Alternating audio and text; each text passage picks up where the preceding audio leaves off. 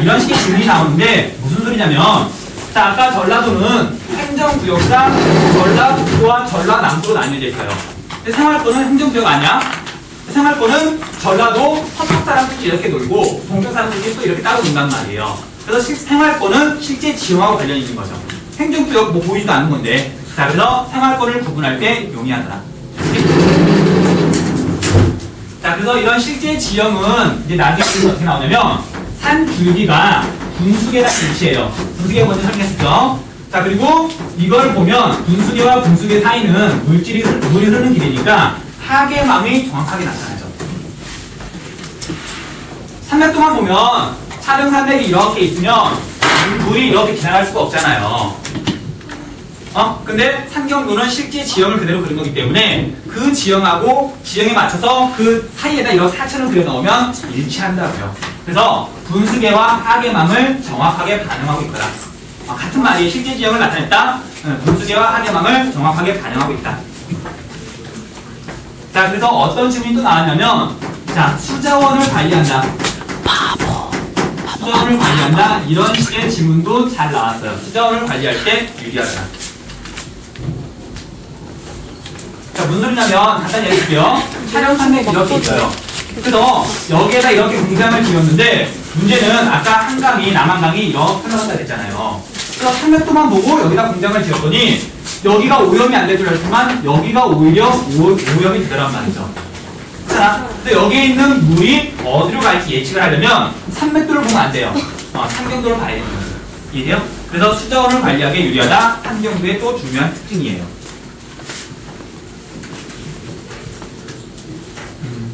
자, 그래서 아까 말했던 것처럼 얘는 백두대간이라는 글씨가 보이면 산경도라고 생각하시면 되고요.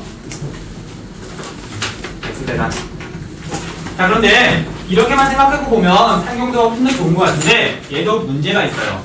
첫 번째, 우리나라 산지가 어떻게 만들어졌는지를 설명할 수가 없어요. 산경도만 가지고는.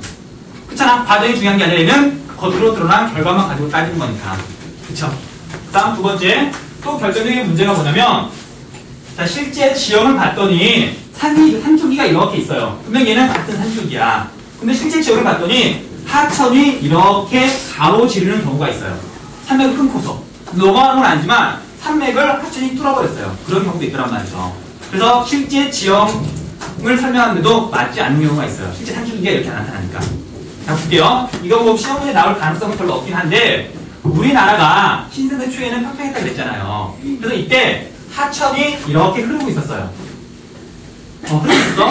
근데 이제 이 부분이 이제 이렇게 이 부분을 따라서 융기를 한 거예요. 근데 얘가 융기가 하루아침에 쏙 솟는 게 아니라서 천천히 융기를 할 거 아니야. 그럼 그 사이에 이 부분에서 침식이 일어나는 바람에 산맥은 산줄기는 실제로 이렇게 있는데 거기가 이렇게 하천에 의해서 끊어질 수도 있어요. 이해돼?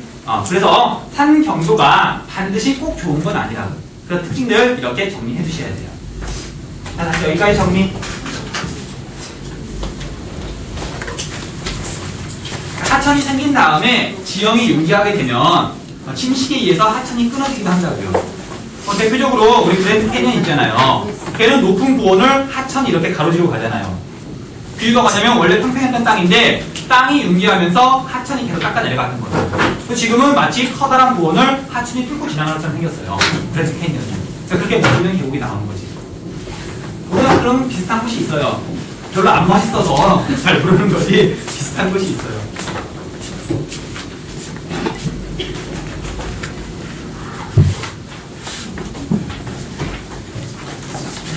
자, 질문.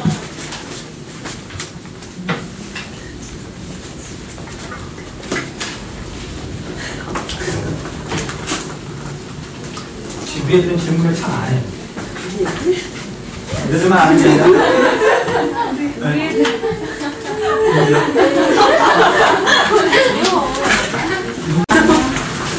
같이 진짜 좀.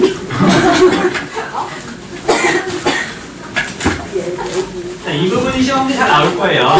이거 물어보는 건 이제 3학년 과정에 잘 안 나오고 실제 지형도를 보여주면서 동네 이름이 나오는 게 아니라 그런 식으로 문제가 나올 가능성이 높으니까 실제 지형하고 산맥하고 맞지 않는 부분 정리 좀 해주세요.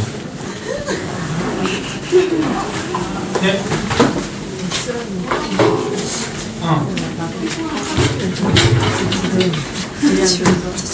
그러니까 지금 이 노령산맥은 실제로는 없는 산맥이에요. 지질 분류선만 있는 거야. 아니요. 그러니까 이제 그 표현 자체가 노령산맥, 산맥이라고 쓸 수가 없고, 그냥 노령산맥은 지금 가로로 뻗어있다고 그런단 말이에요. 근데 가로로 뻗어있기 때문에 노령산맥을 기준으로 나의 집을 나눌 수 있어도, 그리고 수학숙제는 보통 노령산맥이 전라남도와 전라북도 경계에 있다고 배운단 말이에요. 그래서 그걸 갖다가 남북으로 나누어도 동북으로 나누잖아. 그렇게 가장 대각으로 뻗어있긴 하지만 동서로 뻗어있다고 배운단 말이에요. 가로로 뻗어있다고 배운단 말이에요.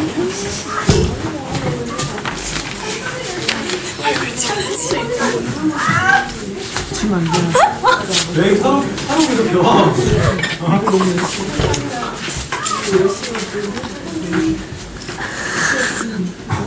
눈이야 눈.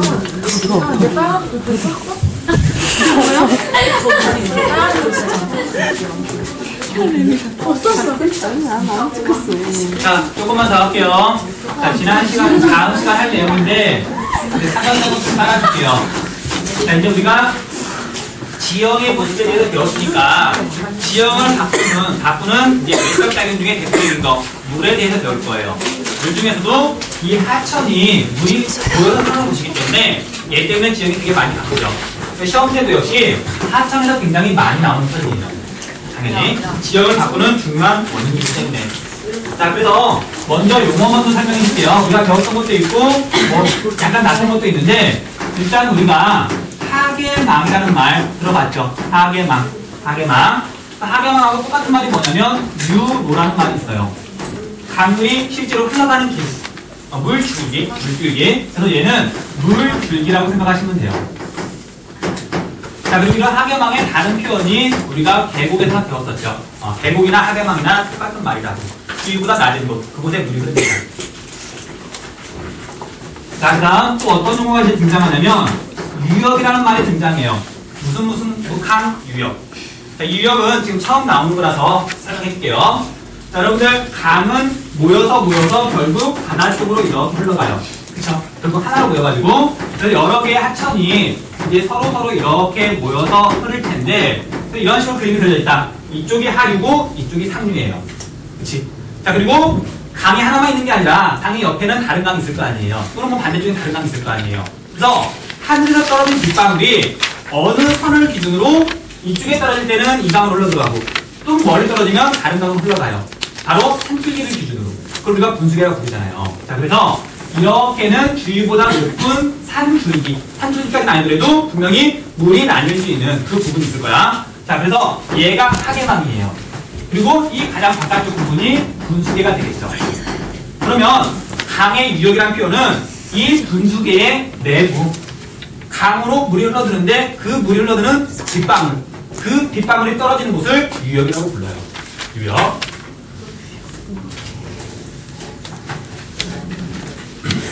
그래서 보통 유역이라는 말을 쓰기도 하고 뒤에다가 유역 분지라는 말을 쓰기도 해요. 왜냐면 해발도가 높은 곳의 안쪽이 바로 유역이 되니까. 무슨 말이에요? 유역 분지. 자, 그 다음에 배웠던 것 중에 우리가 한번 단어만 들어볼게요. 얘는 분수계도 우리가 배웠었죠. 분수계, 능선, 산줄기 같은 뜻이에요.